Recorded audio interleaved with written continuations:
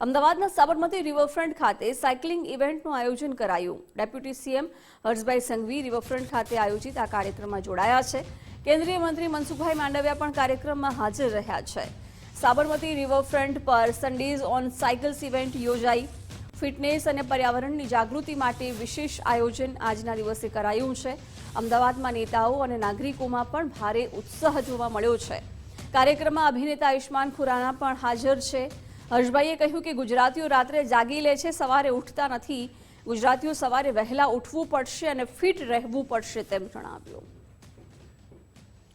તો સાયકલિંગ કાર્યક્રમનું આયોજન કરવામાં આવ્યું। હર્ષભાઈ સંઘવી આ કાર્યક્રમમાં ઉપસ્થિત રહ્યા છે। ફિટનેસ અને પર્યાવરણની જાગૃતિ માટે ખાસ સન્ડેઝ ઓન સાયકલ્સ ઇવેન્ટનું સાબરમતી રિવરફ્રન્ટ ખાતે આયોજન કરવામાં આવ્યું છે। કેન્દ્રીય મંત્રી મનસુખભાઈ માંડવિયાની પણ ઉપસ્થિતિ જોવા મળી છે। કાર્યક્રમમાં અભિનેતા આયુષ્માન ખુરાના પણ જોડાયા। નાગરિકોમાં ભારે ઉત્સાહ જોવા મળ્યો છે। હર્ષભાઈએ કહ્યું કે ગુજરાતીઓ રાત્રે જાગી લે છે પણ સવારે ઉઠતા નથી। ગુજરાતીઓએ સવારે વહેલા ઉઠવું પડશે અને પોતાની ફિટનેસ માટે જાગૃત થવું પડશે।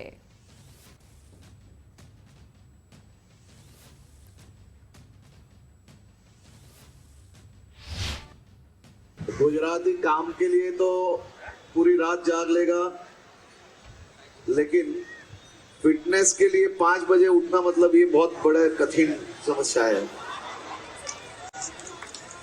लेकिन आज खास तौर पे मेरे गुजरात के ये सभी युवा साथियों को मैं दिल से अभिनंदन देता हूं कि इतनी बड़ी संख्या में आज आप सब लोग संडेज ऑन साइकिल के इस मूवमेंट को आगे बढ़ा रहे।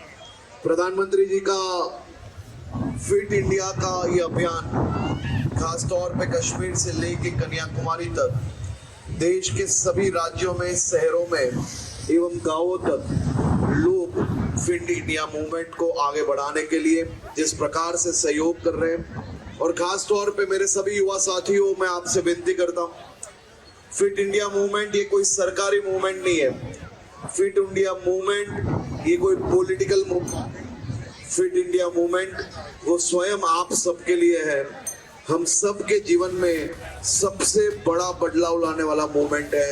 मोदी जी ने फिट इंडिया मूवमेंट ने आगे વધારવા માટે સમગ્ર દેશની અંદર ફિટ ઇન્ડિયા મૂવમેન્ટના ભાગરૂપે સન્ડે ઓન સાયકલનું આયોજન કરવામાં આવે છે। સન્ડે ઓન સાયકલની આ 75મી એડિશન છે। આ બંને પ્રસંગને ધ્યાનમાં રાખીને આજે સમગ્ર દેશની અંદર 8000થી વધારે સ્થાનો પર સન્ડે ઓન સાયકલિંગ કરીને 2030ની અંદર ભારતની અંદર કોમનવેલ્થનું આયોજન થવાનું છે। એમાં પણ ખાસ કરીને અમદાવાદ, આપણું અમદાવાદ એ હોસ્ટ સિટી છે।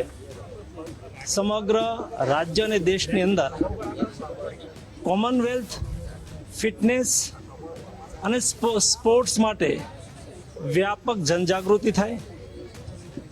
દેશના યુવાનો સ્પોર્ટ્સ પ્રત્યે જાગૃત બને, ખેલના મેદાનમાં આવે, ખેલે, ખીલે અને ચેમ્પિયન બને।